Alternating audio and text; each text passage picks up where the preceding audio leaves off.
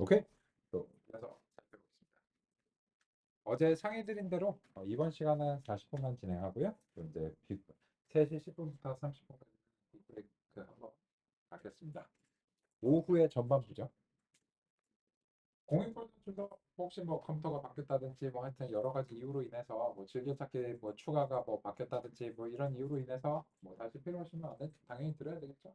그래서 이제 다음 같이 안내드리고 다만 이거를 이제 매번 그 안내 요청하시는 거는 좀 서로 이제 수고스러우니까 즐겨찾기에 추가를 해주시면 편리하게 다시 접근이 가능하실 것 같습니다. 그렇고요. 이 공유 폴더는 그 계속해서 유지가 됩니다. 제가 이제 거의 뭐 매주 뭐 머신러닝, 딥러닝 이렇게 수행하는데 같은 공유 폴더에서 진행이 되니까요. 그래서 이제 계속해서 내용은 유지가 되고 다만 이제 새로운 머신러닝 주간이 들어갈 때는 노트북 파일은 다시 갱신이 됩니다.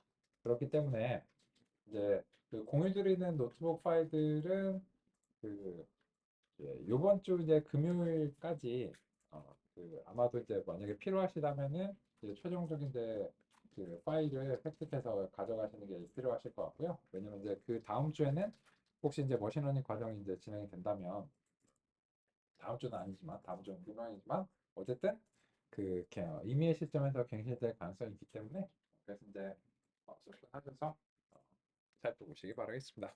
그렇고요. 접속이 안 되시나요?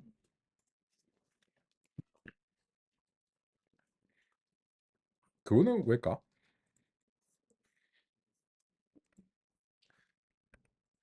얘도 클라우드 스트라이크 영향을 받은 건 아니겠죠?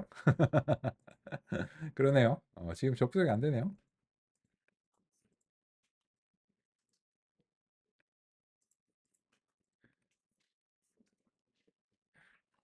지금 그 저 같은 경우에도 어제 멀쩡하게 접속이 되는데 지금 접속이 안 되네요. 이거는 크게 두 가지 이유로 보입니다.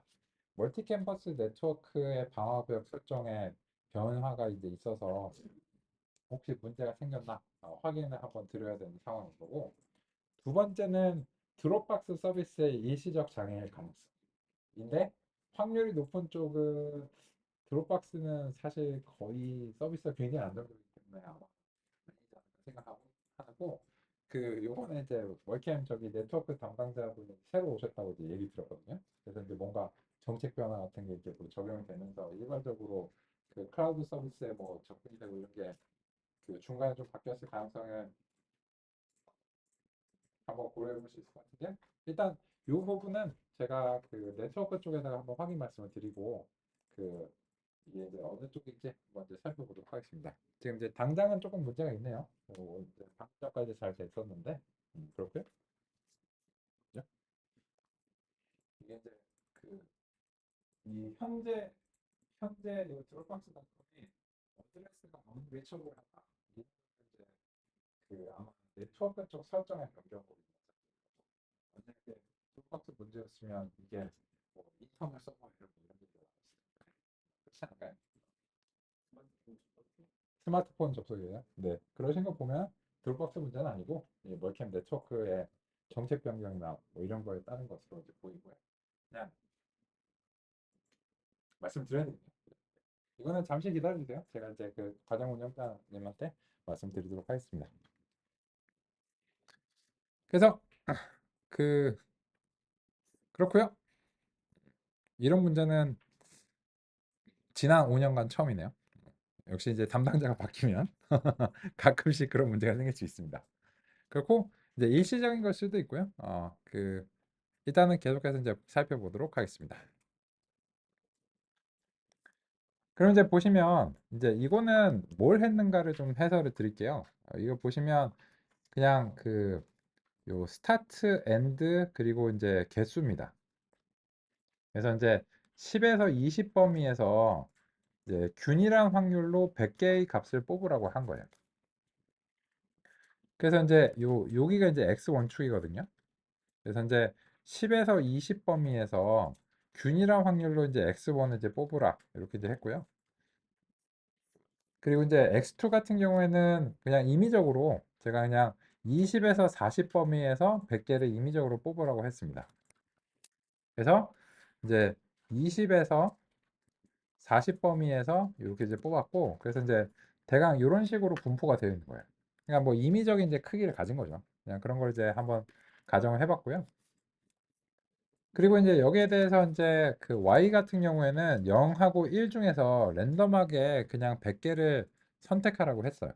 그리고 이제 x 같은 경우에는 이제 그 x1하고 x2를 이제 합쳐가지고 다음과 같이 만들었고, 그래서 이제 이런 식으로 이제 됐습니다. 이게 이제 교재에서 제시한 거랑 비스무리한 느낌인데, 이거를 이제 민맥스를 적용하게 되면 요 값들이 0일 범위로 이렇게 갇힐 거라는 이런 점입니다. 그래서 이제 한번 그냥 시각적으로 살펴보시면 이제 충분하다고 생각하니까 한번 살펴보겠습니다. 그러면 이제 이렇게 이제 수행이 됐는데, 사이클론에서 프리프로세싱에서 아까 이제 민맥스 스케일을 이미 가져왔지만 한번 더 가져와 보겠습니다. 그러면 이제 그 스케일러를 민맥스 스케일러로 설정하고 x에 대해서 이제 fit을 수행한 다음에 이제 스케일 트랜스포머 x를 해갖고 x 스케일드를 아까 같이 만들고요. 그리고 나서는 이제 x 스케일드에 대해서 다음과 같이 이제 그 단위 정규화를 수행하고 거기에 대한 이제 시각적인 그런 이제 지표를 이제 보겠습니다.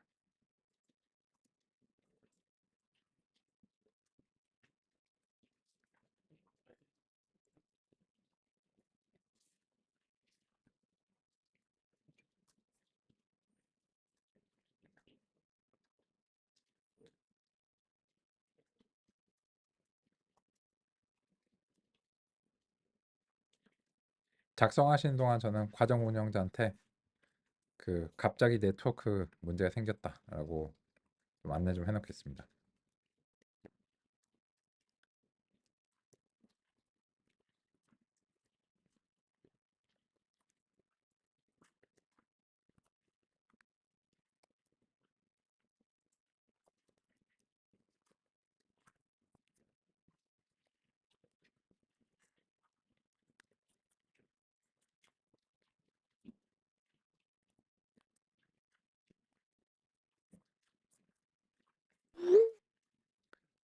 소식은 보내놨고,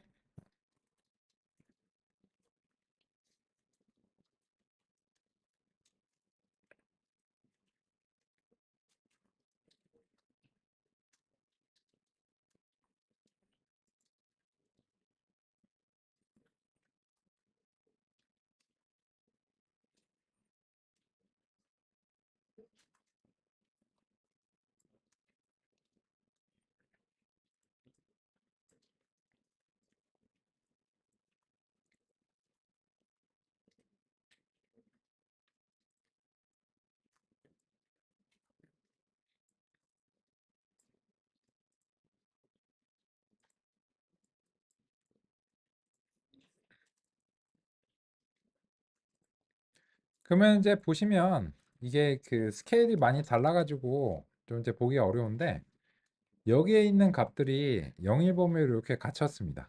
그죠? 서로 이제 스케일이 다르니까 이렇게 보기는 어려운데, 그냥 이게 이제 단위 정규하구나 뭐 이런 점에 대해서 납득하시면 충분하다고 생각합니다.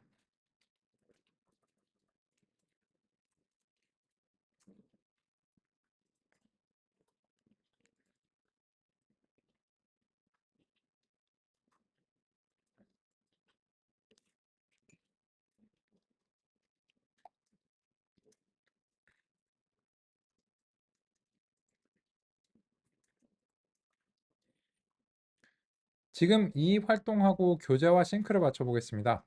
교재 보시면 187페이지 그림 3-1번에 요 왼쪽의 그림이 원래의 분포이고, 요거를 이제 비슷하게 재현해 보려고 했습니다.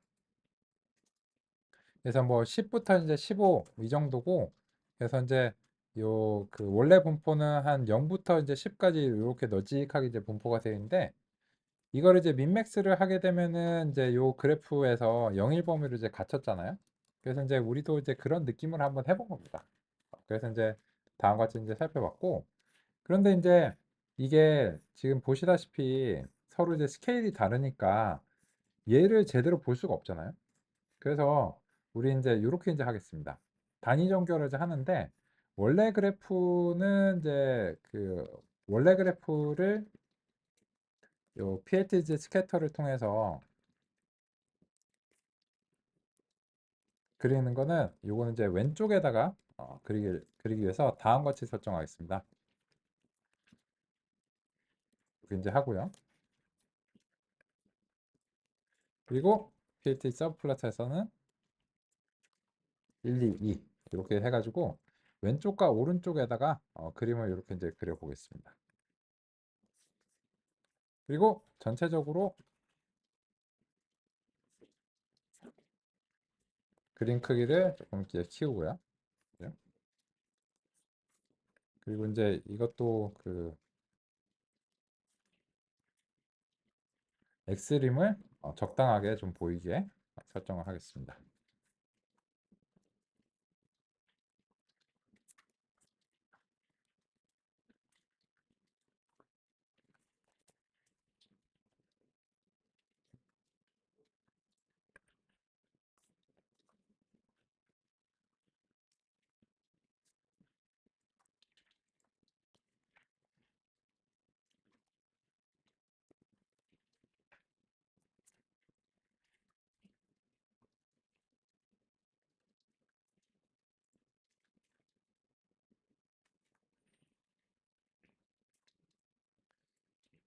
야, 이런 걸 뭐 굳이 해야 될까? 라고 생각하실 수 있는데 이 의외로 기계학습을 수행하실 때는 탐색적 데이터 분석의 능력이 상당히 중요해요.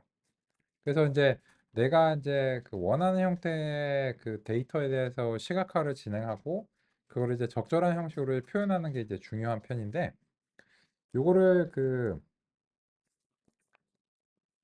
좀 해설을 드리겠습니다. 첫 번째로 요 부분입니다. 예, 요 부분들이 추가가 되면 되는 거예요. 근데 이게 이제 무슨 말인가 하면은 요 PLT에서는 그림을 그리는 그림 틀이라고 볼게요. 그림 틀을 피겨라고 합니다. 근데 이 그림 틀에는 서브 플롯이라고 하는 그래프가 한 개 이상 들어갈 수 있습니다. 보통의 경우에는 하나인 경우에는 우리가 별다른 설정 없이 그냥 바로 그려주면 되는데요. 여러 개 이 그림 틀에 지금처럼 여러 개의 두 개 이상의 그래프를 그리고자 할 때는 서브 플롯이라고 하는 API로 영역을 잡아줄 수 있습니다. 그러면 요 PLT에서 서플롯 1, 2라고 하는 것은 1 by 2짜리로 영역을 만들겠다는 뜻입니다. 그러면은 이제 행은 하나인데 열이 두 개니까 총 두 칸이 생깁니다. 이게 PLT 서브 플롯 1, 2의 의미입니다.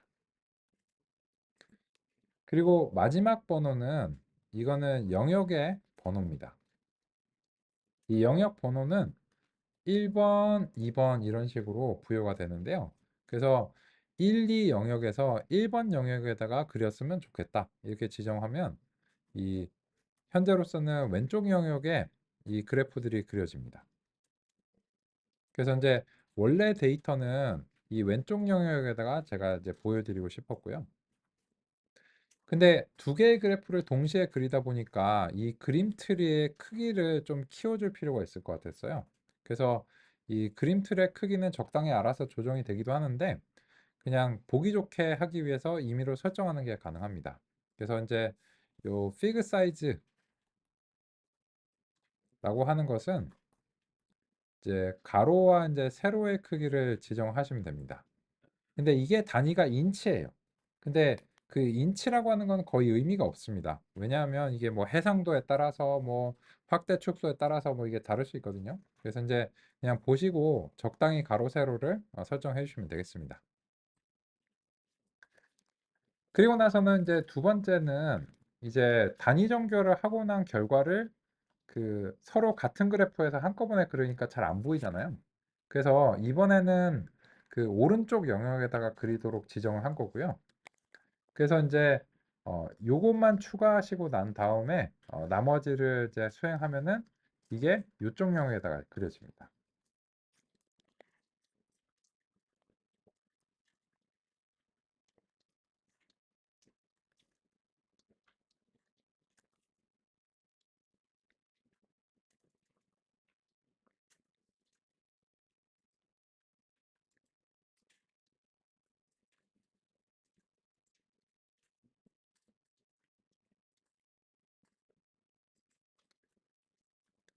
별거는 아닌데 우리가 이제 가끔 이런 식으로 그래프를 여러 개를 이제 앞으로 그려야 되거든요. 그래서 이제 이왕 하는 김에 좀 상의를 드렸습니다. 그럼 이제 보시면 여기서 원래 그래프는 지금 0부터 20까지 마이너스 10부터 20까지 마이너스 10부터 40까지 이런 식으로 되는데 요 그래프는 요 부분을 좀 확대해서 본 것이라고 느끼시면 됩니다. 그죠? 그러면 얘는 보시면 0일 범위로 딱 갇혀 있죠. 그래서 서로 이제 크기가 다른 그래프들의 경우에는 한꺼번에 보면은 이제 큰 거에 비해서 작은 건 너무 작을 수도 있으니까 잘 안 보일 수 있고요. 그래서 이제 이런 식으로 그려서 제시를 드린 겁니다. 그러면 이제 이걸 보시면 아 이게 민맥스구나 라고 하는 것을 이제 확인할 수 있고 그래서 이제 약간 장기술 뭐 작다구리한 설정들 이제 해보겠습니다. 요 타이틀 하면은 이제 오리지널 이거를 그 한국어도 가능은 한데 그 한국어로 하시려면 이거 그 한글 글씨체 설정을 따로 해야 되니까 지금은 그런 얘기는 하지 않겠습니다. 그리고 이제 여기서는 이제 PLT에서는 타이틀은 이제 스케일드 민맥스 스케일드 이렇게 이제 수행하고요. 그리고 이제 뭐 그 잡다구리한 거죠. X 레이블은 X1, Y 레이블은 X2. 요거 이제 동일하게 잡아주겠습니다.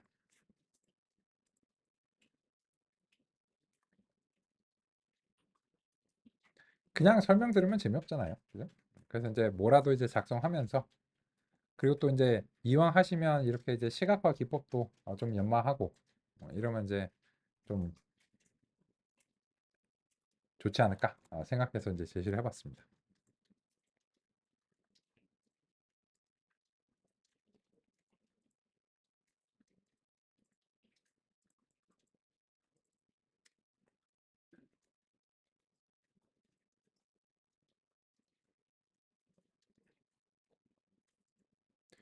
그러면 이제 보시면 이런 식이죠. 그죠? 오리지널 데이터가 이랬는데 민맥스라니까 이렇게 됐다. 비포 애프터의 느낌으로 다음과 같이 제시를 해봤습니다. 그렇고요. 그래서 우리는 결과적으로 이제 187페이지에서 그림 3-1번에서 원본의 데이터가 민맥스 스케일이 이렇게 됐구나 라고 한 사실을 자세하게 논의했습니다. 그런데 이게 유일한 방법은 아닙니다. 그래서 3.3.1절에 보시면 여러 가지 전처리 방법이 있는데 이번에는 스탠다드 스케일러를 한번 비교를 해보고자 합니다. 좋은 소식은 지금까지 이제 열심히 작성하신 이런 부분들이 거의 재활용될 수 있다는 거고요. 그래서 이제 그 이 셀을 복사하겠습니다. 복사.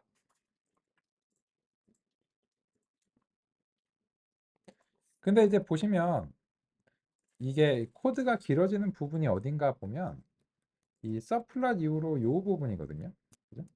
요 부분인데 이 부분이 그냥 데이터 넘기고 그 x의 이제 시작과 끝 영역만 지정하면 나머지는 다 똑같아요. 그죠?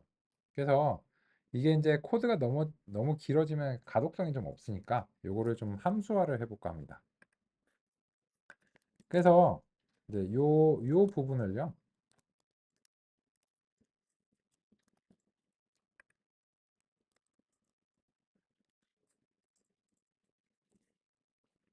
위로 좀 뽑겠습니다. 이제 뽑고 그리고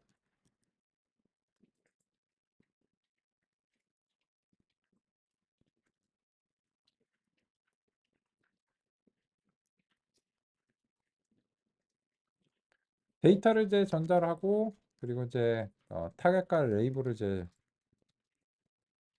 타겟하고 레이블을 이제 전달하고, 그죠?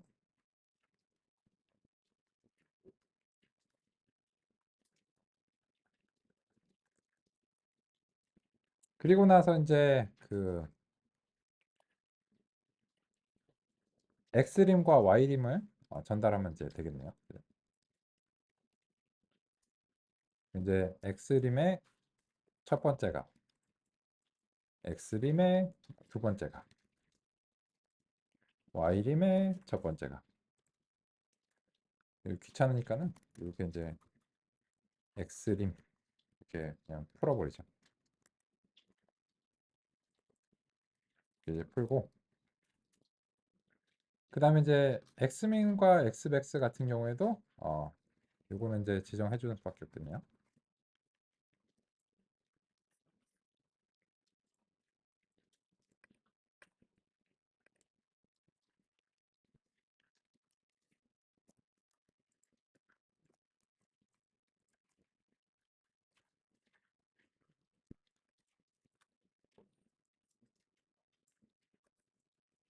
또 데이터를 다같이 넘기고, 유형별 색상에는 이제 레이블즈를 이제 넘기고요. 타겟 값을 넘기고요. 레이블즈는 필요 없군요.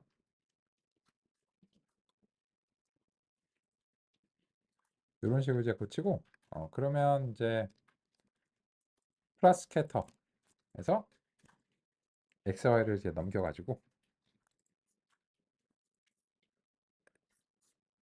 마이너스 10부터 20,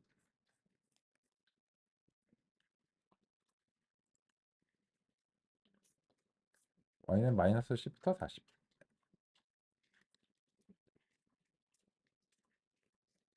일단 이렇게 이제 변경을 해서 이게 이제 잘 되는지 한번 이제 확인해 보겠습니다.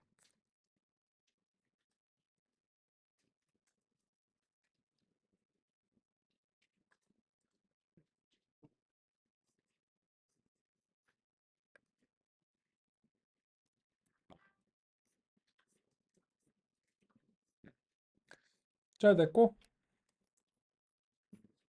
그러면 가독성을 위해서 X 스케일들을 다음과 같이 이제 수행하고 마이너스 2부터 2까지, 마이너스 2부터 2까지 이렇게 이제 바꾸고 다시 이제 그려보겠습니다. 오케이, 좋습니다. 그러면 이제 요렇게 좀 변경을 이제 해보겠습니다. 반복적인 부분을 작성하지 않기 위해서요. 이제 가운데 부분이 반복적인 패턴을 가지고 있기 때문에 조금 일반적으로 작성을 해봤습니다. 요 변경이 적용되는데 조금 시간이 이제 확인하시는데 좀 시간이 소요가 되시겠죠? 여유롭게 살펴보고 가겠습니다.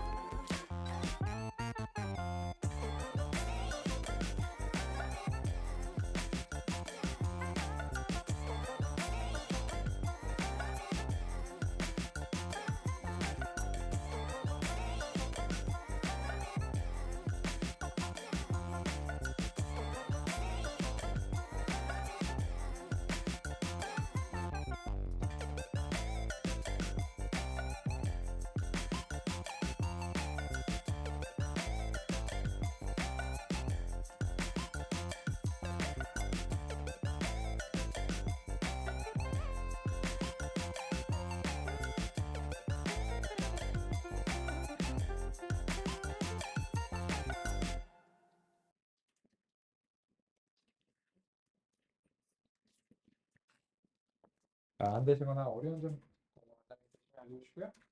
역시나 코드가 좀 복잡한데 챗GPT의 도움을 받으시는 것도 권장됩니다.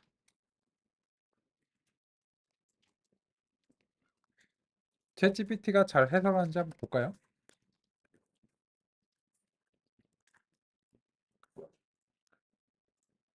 챗GPT까지 막히진 않았죠.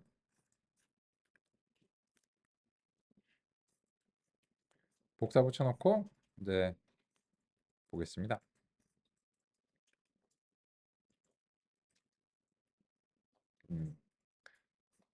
제가 요청드렸는데 지금 그 드롭박스에 다시 접근이 가능합니다. 아마 이제 그 네트워크 쪽에서 설정을 이제 확인하신 것 같습니다. 지금 이제 다시 접근이 되고요. 노트북스에 보시면 지금 4분 전에 그 올라간 day2.ipy MB 파일이 이렇게 이제 확인되는 것을 알 수 있습니다.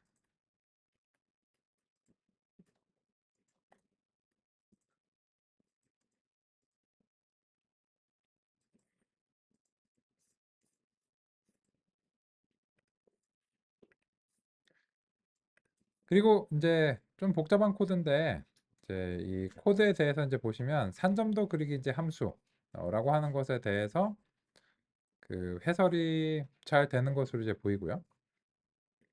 그래프를 그리는 거에 대해서도 잘 해설이 된 것으로 이제 보입니다. 나온 것 같고요. 그럼 이제 이걸 왜냐라고 하면 이제 이런 것들은 그냥 디테일일 뿐이에요. 그래서 이제 이렇게 이제 접어두시고 그 궁극적으로는 이제 이 민맥스 스케일을 해서 다음과 같이 변화가 됐다라고 하는 건데 이번에는 이제 동일하게 요 셀을 어, 복사하신 다음에 바로 이제 붙여 넣겠습니다. 그럼 아래쪽에 동일한데 이번에는 민맥스 대신에 스탠다드 스케일러로 변경해 보겠습니다.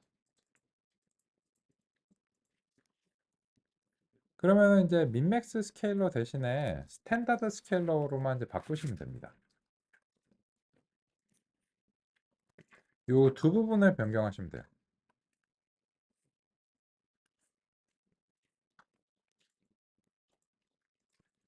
그리고는 나머지 부분은 그냥 그 수정할 사항이 없고요. 바로 실행해서 확인을 해 보겠습니다.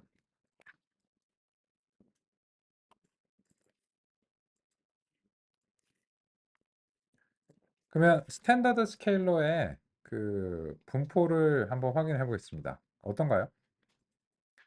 이 제목을 스탠다드로 또 바꿔야 되겠죠? 스탠다드 이제 스케일러고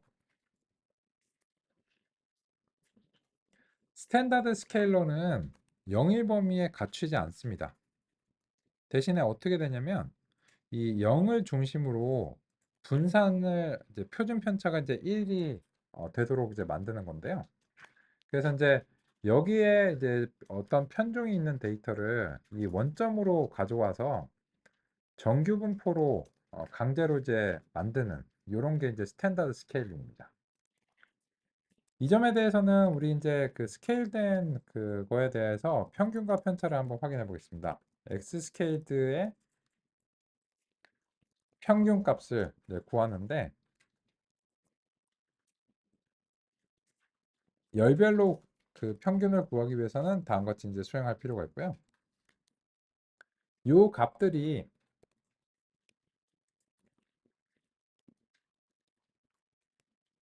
0.0에 가깝다라고 하는 사실을 이제 확인하고요.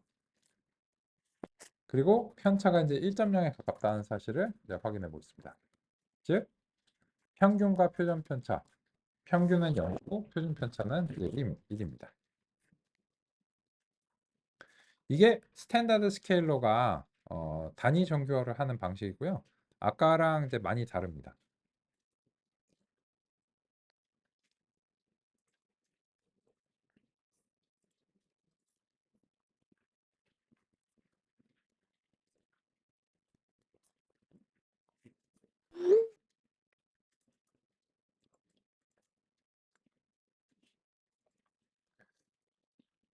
여기서 이제 그 이 연산의 방향에 대해서 처음 소개를 드리는 이제 처음 활용하는 거니까 한번 소개 말씀을 드릴 필요가 있을 것 같습니다. 같이 이제 살펴보겠습니다.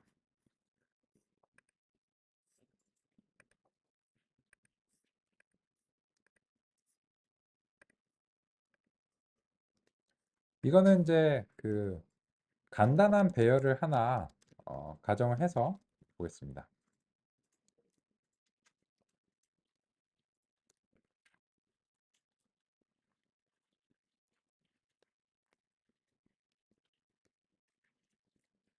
예를 들어서 다음과 같은 배열을 가정을 해보겠습니다.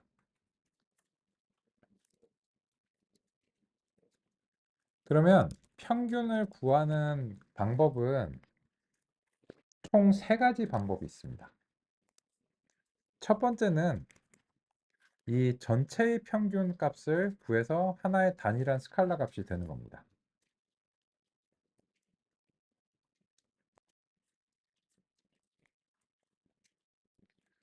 그런데 다른 방법은 이제 뭐가 있냐면 이쪽 방향을 따라서 평균을 구하면 열별로 평균이 구해지겠죠. 그리고 이쪽 방향을 따라서 구하면 행별로 평균이 3개가 나오겠죠. 그죠? 그래서 이 여러 개의 값을 대상으로 하는 경우에는 이게 다차원에 대한 고려가 있어야 되고, 그래서 어떠한 방향을 따라서 연산을 적용했으면 좋겠는지를 우리가 지정하는 게 가능합니다. 그래서 첫 번째로는 이 해당 배열에서 영축을 따라서 하라고 하면 0, 4, 8, 4, 5, 6, 7 이런 식으로 열별로 평균이 나오고, 그래서 이제 4개의 평균 값이 나오게 됩니다.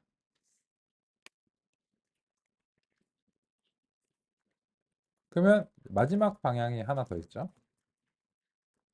1촉 방향으로 이렇게 이제 하게 되면, 그러면 이쪽 방향을 따라서 평균을 구하게 되니까 각각 1.5, 5.5, 9.5 이런 식으로 이제 3개의 값이 나오게 됩니다.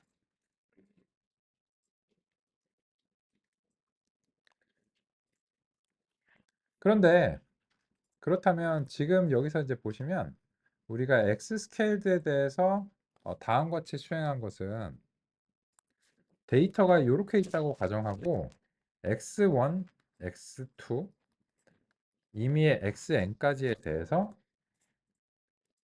이런 방식으로 열별로 평균을 구하기 위해서였습니다. 그런데 그 다음도 중요합니다. 뭐냐면 이 평균이 첫 번째 값에 대한 평균, 두 번째 값에 대한 평균, 그리고 n번째 평균이 이렇게 이제 나오겠죠. n개가 나올 텐데 얘네들이 부동소수점 연산을 수행하다 보니까 완벽하게 0이 아닐 수 있어요. 이런 식으로. 그래서 부동소수점들을 비교할 때는 이 논리 연산자를 사용하면 이러면 false가 나올 수 있습니다. 따라서 부동소수점들을 비교할 때는 뭐 소수점 8가지 범위 이내에서 같으면 뭐 같다 이런 식으로 할 수 있도록 numPy에서 all close 같은 것을 지원합니다. 그래서 이 모든 값들이 뭐 소수점 특정하게 지정된 소수점 자리 이내에서 같으면 같은 걸로 취급해라. 논리적으로 완벽하게 동일하지 않아도. 그래서 이제 이렇게 비교를 할 때는 다음과 같이 비교를 하시는 게 대체로 바람직합니다. 그렇고요.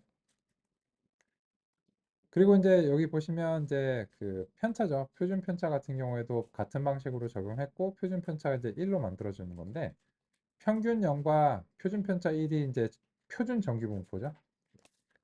그래서 이제 이 표준 정규 분포의 이제 방식으로 다음과 같이 이제 했기 때문에 아까처럼 영일 범위에 갇혀져 있지 않고 음수가 나올 수도 있습니다. 그죠? 다음과 같습니다. 그러면 어떤 방식을 선택해야 될까요? 이거는 정답이 없습니다. 그러니까 데이터의 분포와 알고리즘이 좋아하는 거에 따라서 이제 다른데요. 근데 지금의 경우 우리가 민맥스를 했을 때 아까 이제 다시 올라가서 보시면 지금 민맥스를 했을 때 훈련 점수와 시험 점수가 좋았어요. 근데 이 전처리에 따라서 이 결과가 달라질 가능성이 있습니다. 한번 비교를 해볼까요? 그 비교를 하기 위해서 이 셀을 복사해서 바로 아래쪽에다가 이제 붙여 놓겠습니다. 그러면은 이제 복제된 셀에서 민맥스 스케일러만 스탠다드 스케일러로 바꿔보겠습니다.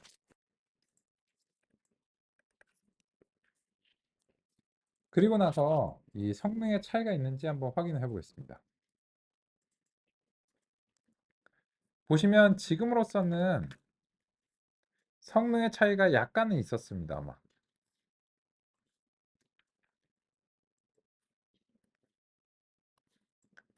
어디?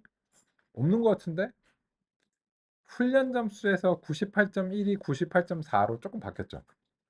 그래서 전처리에도 성능 영향을 받을 수 있습니다. 기법 자체에도 영향을 받습니다. 그죠?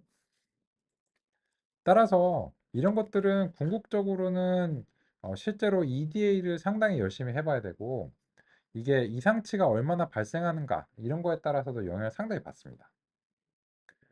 그래서 이상치를 평가하실 때는 원래의 상태에서 평가하는 거는 서로 단위가 너무 다르기 때문에 이게 어렵고 그래서 이런 이상치에 대한 평가를 하실 때도 가급적이면 이제 특정한 전처리 방식을 이제 선택해서 하시는 게 좋을 것 같습니다.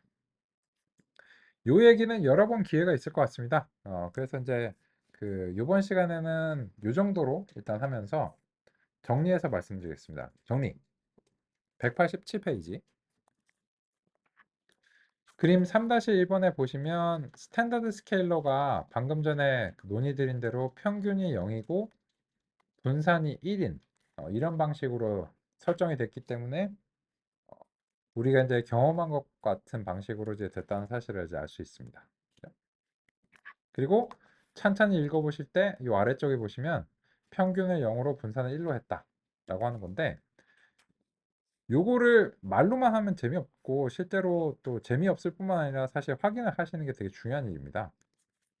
그렇기 때문에 이렇게 변환을 하고 난 다음에는 이 변환이 그냥 잘 됐겠지라고 그냥 마음속으로 비는 것보다는 이런 어서션을 통해서 확인을 하시는 게 대체로 바람직합니다. 그래서 이제 확인했고 넘겨보겠습니다. 188페이지. 두 번째 문단에 보시면 민맥스 스케일러가 이제 이렇게 이제 있는데 0일 사이에 위치하도록 만들었다. 첫 번째로 살펴봤습니다. 그런데 한 가지 이제 더 있는데 이거 보시면 로버스트 스케일러라고 하는 것이 있고 이거는 이상치를 덜 민감하게 반영하도록 하는 스케일링이라고 합니다. 그러면 혹시 지금 아직 우리가 캔서 데이터에 대해서 EDA를 많이 안 했기 때문에 이상치가 얼마나 많은지를 알 수 없는데 아까 보니까 꽤 많아 보이더라고요. 그래서 이거를 적용하는 게 좀 더 나은지 그런 점도 살펴볼 필요가 있습니다. 그 점은 빅 브레이크 이후에 이어서 살펴보도록 하겠습니다. 빅 브레이크.